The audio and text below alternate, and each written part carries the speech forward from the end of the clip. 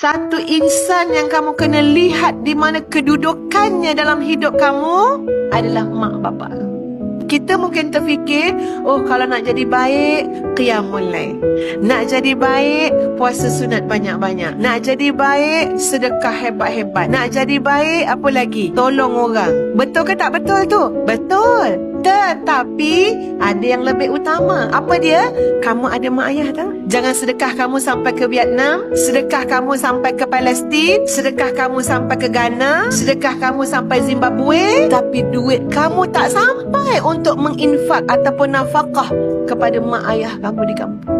Jangan sampai demikian yang berlaku dalam hidup kamu. Kamu boleh buat macam-macam kebaikan pada orang jauh, tapi mak kamu dah 7 bulan, lampu kat bilik air dia tak nyala. Seorang pun tak ada tukar meter lampu dapur, lampu bilik air. Kita tak memahami fiqhu birril walidain. Keutamaan adalah mak ayah.